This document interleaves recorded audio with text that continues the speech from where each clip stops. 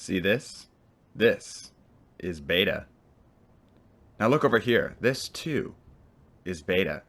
And this is also beta. But what about this? Well, this is me getting frustrated at Tess for giving me shaders that I already have for the 15th time. But this is beta. The point is, he's beta, she's beta, you're beta, we're all beta. Surely, you say to me, not every player plays the same playstyle. And you're right. The thing is that beta is a playstyle that has to be included in a little bit of everything that you're doing. Beta is defined by its ability to be flexible and its ability to follow up on engagements. If you're a player that's completely not flexible and not able to follow up on engagements, then you're probably not that great at being able to play a video game. It's one of those things where beta playstyle is sort of the jack of all trades, the master of none, capable of doing a little bit of everything. It's like the good guy Phil in your Overwatch game. It's that player who's just capable at some level of playing a little bit of anything that you might need. Down a healer, he'll play healer for you. Down a tank, he'll play tank. Need some DPS? Well, that would be rare, but he can play that as well for you too. And there's a difference between somebody who says that they can play a little bit of everything and somebody who actually plays a little bit of everything. A lot of players will say, oh yeah, I can play with that weapon. Oh yeah, if you need me to, I can play on that. But rarely do people recognize when they need to switch to a different loadout, a different style, or a different tactic. In Destiny, they're pretty proficient in basically anything. Regardless of the meta, they'll be able to flex into any type of weapon, whether that be Sniper, Auto, Shotgun Pulse, Bowhand Cannon, Fusion Scout, Rocket Launcher, SMG. A beta can play all of these. We didn't start the fire.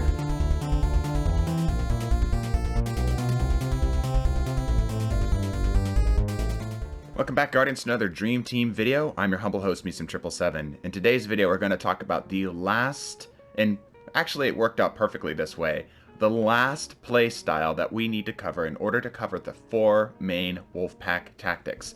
Be sure, if you are not familiar with what we're talking about when we say Wolfpack tactics, that you go watch at least the very first video. It'll be linked in the description below. It is also on our channel as the main advertiser page, so if you're on something like PC or something that plays that sort of banner video, go check out our channel. It should give you the information in that video there as well. If you're new to the channel, feel free to subscribe. It's fat-free, cholesterol-free, and it helps us out a lot as a still growing, very small Destiny 2 channel among an absolute sea of Destiny content creators. We are trying our best to rise to the top, and we cannot do it without your help. So, any subscription would be greatly appreciated. Please and thank you. Back to beta. Beta is that playstyle, like we mentioned, that is flexible. It is defined by its flexibility. It's one of the few roles in the game that really truly define itself in terms of whatever the other team is doing, and in terms as well as what your own team is doing. If your own team is playing very aggressively, you'll need to find ways in order to, pull it back a little bit, or maybe assist them in what they're doing. The quintessential idea that you're taking a beta into is that fill any slot kind of idea, that role of being able to be a weaponized multi-tool. For our actual full-on codified definition, you can find this in our Discord, also in the link below. Beta, positioning-wise, is following staggered to the alpha or flexing into other roles as needed. The responsibility is to provide flexible follow-up damage after a fight has been initiated at any range. They must be capable of on-the-spot role swapping and flexing. As such, this is one of the few playstyles that I say you are doing your best if you are not specializing in something. For something like Alpha, Gamma, or Omega, you want to specialize nice and hard and focus really, really tight down on one job that you're trying to do. Because if you're able to focus down on one job, you're able to just do that job better rather than scattering yourself too thin, right? Beta is the exact opposite. There is only one area that a beta truly specializes in, and it's going to be implied for the rest of the video because of the flexible nature of having the ability to handle anything, and that's the ability to take 1v1s and to be able to duel. I think a lot of players claim to be a beta. I think I see a lot of players say, oh yeah, I'm that flexible type of guy who can be a little bit of anything, when in actuality, they're more than likely just including the flexibility and the follow-up into their playstyle, but not necessarily actually playing beta. somebody who's literally looking for that dualistic playstyle, somebody who's looking to take 1v1s, is that beta. If you are finding yourself more often than not running in with a sidearm and a shotgun or hand cannon shotgun, you're probably not beta, despite you saying, oh yeah, I'm not taking dumb engagements. Well, you're still having a brain, but you're playing alpha, right? There's a difference there. Similarly, I see some players sometimes say, oh yeah, I'm a beta, and then they sit in the back of the map and they snipe. Sort of the, if it helps, the textbook definition beta is like the last words, that nice mid to close range hand cannon plus a sniper rifle, something fast. You're essentially like that frontline sniper. You're not that guy sitting in the back who's hard scoping everything. You're aggressively getting in there with your sniper as best you can, but that doesn't mean that you're the first thing through the door. In fact, by definition, you're typically the second thing through the door. But what happens in a team where you'd say you've got nothing but alphas? Well, what you would probably end up doing is you'd be that guy who fills in the gamma slot or that omega slot, again, talking about that flexibility. Your primary goal as a beta is to make sure that the push goes smoothly and following up on the drawn aggression from the alpha. So, for example, your alpha kicks down the door, throws the flashbang in, and starts sweeping around the room with a shotgun. Maybe he's not quite able to kill everything he needs and he's worried about losing his own life. So maybe he takes a close position of cover. At that time, the enemy team will more than likely be aggroed and trying to kill him. It is your job to shoot things in the side of the head quickly and effectively. Coordination and the chemistry between you and your alpha is the most important thing in the Wolfpack. Like, there's no other chemical combination of Wolfpack roles that are required to have this level of coordination other than these two. Alphas and betas, because of the speed at which engagements are happening and because of just the general nature of what you're needing to be, what you're doing, the coordination between your alpha and your beta is the most crucial part, because people will die if the chemistry is not good or the coordination is not good. Why would we play beta? Why wouldn't we specialize in another role? Well, again, it's one of those things where, as CammyCakes actually made a comment in our first video, there is a certain level of flexibility and slayer mentality that is required. You might need somebody to do something that you're not quite sure how that engagement's going to go. Let's say you're telling somebody to run a flank, which is what a beta and alpha are typically tasked on doing. You might not know if that flank is going to require you to be in close range or you're going to be in more long range, going for sort of like a sniper flank. That's where a beta would be particularly helpful. If you don't have enough information on the enemy team, it'd be good to send a beta into that position, somebody who's generally flexible in any one particular situation. The other question may come up, why not just run a team stacked with betas? And like I said, typically speaking, every single playstyle should incorporate at least some level of beta in their game. The difficulty becomes if you are too jack of all trades and you're not master of one. If you've got one person on the enemy team who literally just has more experience or skill than you, who's running a more specialized playstyle, it's going to be very difficult to counter them. Let's say you're playing a beta, you come up against somebody who's really good at alpha. If you're not specialized enough into gamma, you're probably going to struggle for the rest of the match. Now that we've talked about the what and the why, let's talk about the how. The how of beta is probably the easiest to understand, but the hardest to really master. Like I mentioned, the basic idea is that you're following up behind typically your alpha, or you're flexing into other positions as necessary. Let's start from the back and work our way forward. Let's say that you're playing a defensive game where you're trying to hold a zone. You've got, let's say, a gamma who's currently suppressing an area. He takes some damage and is afraid he's about to lose his life, so he calls for a cycle swap, somebody to essentially take over his position. Well, that's where your job as the beta comes in. You quickly swap positions with him, take over his job. Because you're a beta, you've got generally some tools to help do a gamma's job, something, somewhere, right? So you take the gamma's position, do his job for a bit, let your gamma get his health back, and swap back. It's pretty straightforward. Now, in a much tighter situation where, let's say, the TTKs are a lot faster, maybe you're playing a different game other than Destiny, your ability to cycle and swap becomes far more important. It becomes highly important for you to see what things are happening before they go down, essentially being able to read the cards and know what's about to happen and position yourself in such a way that you can be able to punish it or be able to recover from it. For example, if an enemy is pushing you up on the radar, You know that the enemy team has been playing alpha up to this point. You know that your alpha is probably not in a good spot because he's a little overcommitted to the fight, but maybe he doesn't see that person coming.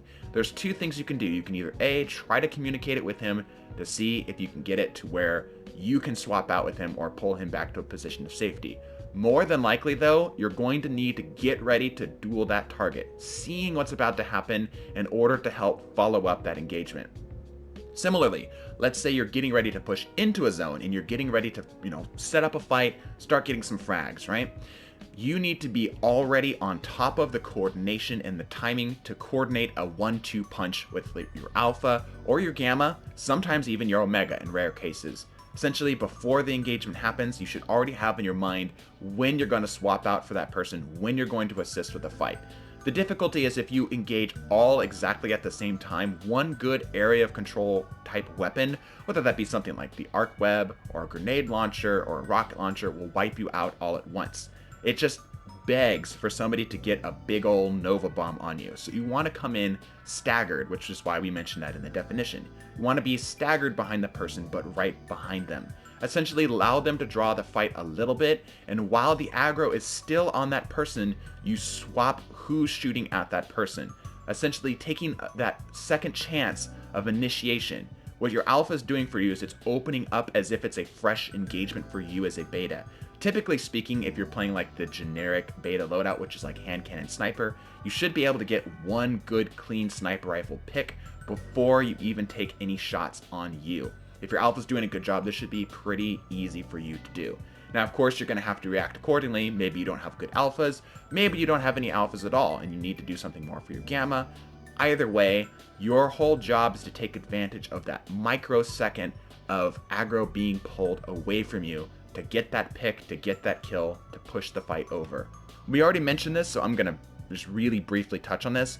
In an Alamo position as a beta, you are looking to be next to where the fight is closest in your defensive position and ready to swap out with anybody as needed. If you've got, let's say, a gamma on the left, a gamma on the right, and the alpha down center, each covering a different lane, the beta is probably between the gamma and the alpha, getting ready to swap out depending on where he thinks the fight's going to be coming. Makes sense? Should be pretty straightforward. Let's talk about in a suppress and flank mentality. You're getting ready to engage on an enemy and you want to draw their attention one way and flank from another way. This is a coordinated tactic, not just something that just naturally happened, something that you are planning on doing. As a beta, you're either playing the suppressive fire role. If you don't have enough suppressive fire in your team, you generally want to have like a 2-to-1 or 3-to-1 ratio. Or if you don't have somebody who's in a position at that moment, or you are in an advantageous position to take advantage of it, you are going to be the person that runs that flank. Just make sure that you call ready and push before you do what it is you're about to do. Again, all the information on this in more detail will be in later videos, just briefly touching on this here. In a full dive situation, this is something we've already talked about. This is that you're going to look for those moments. You're going to look for that microsecond where you can take advantage of the enemy's drawn aggro. You're going to find that time where they're not engaging on your area, or maybe they don't even know you're there, to get your shot off. Alternatively, as you're pushing into an area for your full dive, you're helping swap out other teammates who are in positions of bad areas that they need to get out of in order to help keep them in the gunfight. It's important that in a full dive situation, you try to keep as many guns in the fight as possible. That can absolutely be your job. Or if everything's going well, just keep doing a little bit of like a caterpillar type approach with your alpha. Just push, set, push, set, push, set. Let's talk about some stuff to avoid. Betas, because of their flexibility, fall into all of the traps that all the other stuff we talked about. I could be lazy here and just say go watch the other videos. Towards the end, it'll talk about what to avoid. I will give you a very, very brief and a very short review of some of that. So, if you're a beta, be careful not to get too bloodthirsty. If you're running in aggressively too much, you're playing an ape rather than an alpha. Let's say you're trying to flex into that more frontline position, you're going to need to pull it back. A good team will be able to punish that, so be careful not to get too bloodthirsty. If you're playing more into the defensive side, you're playing more into that flexibility, be careful not to get too much tunnel vision, and also don't be afraid to take engagements. Even if you're running something like a sniper rifle that's longer range and you get hit a little bit, it is vitally important that you maintain, especially as a beta, even over something like a gamma, that you supply some level of support to the person who's in front. It's much better for you to die alone and for the alpha to finish out those 2 kills rather than both of you to die because you came in too spread apart, too staggered to one another because you were scared. For an Omega, if you're playing more into the backline, you're flexing into that position at the time being, or maybe it's just the fight called for it, be careful not to get sniper syndrome. Be careful not to be too scoped in on any one area too long. Make sure that you are moving. Movement for a beta is incredibly important. It's something I probably should have mentioned earlier. Beta's movement is probably, next to the alphas, the most important thing in the game. That frontline role, your ability to take up space is absolutely crucial. If you are not taking up space as a beta, you might as well be playing further into the back and playing Omega. Interestingly, and something we've, again, kind of implied at, you don't really have any hard set counters, nor does anything really counter you. You're like a normal type in Pokemon. Well, before Pokemon, like, was it Generation 3? Somebody in the comments section correct me, but you get the idea, right? You don't really have any particular counter. You don't really counter anything else particularly well. You're just pretty good at everything, but you're also not great at anything, nor is anything great against you. So if you're finding yourself getting countered, you might need to check what playstyle you're playing. Beta, next to Omega, is the second rarest playstyle in the game, Omega being the first. Gammas and alphas are in droves. You can find those anywhere. The betas, true betas, not just people who play the meta because, oh, typically the meta requires some level of flexibility. No, true betas who are literally capable of flexing into any position, any role, regardless of what quote-unquote's the meta in the game, are really rare. So if you're finding yourself getting countered by a gamma, you probably aren't playing beta, you're probably more playing alpha. Now, of course, you might have a bad game or two, but that's the general idea. Anyway, I hope you found this useful. If you think that you're a beta playstyle, be sure to leave it in the comment section down below. Let's get a conversation going. It's always helpful. Some of you, of course, may have questions as to whether or not you're a beta. We will try our best to answer those questions in the comment section down below. If you found this video useful, a subscription would be absolutely awesome. It helps us out a lot, like we mentioned. And be sure to like and all that other stuff. Sharing us around is super important as well, as we're very small. We don't get recommended and YouTube's recommended very much, so it's really, really nice when we get word of mouth. Anyway, hope you enjoyed. Bless your faces and deuces.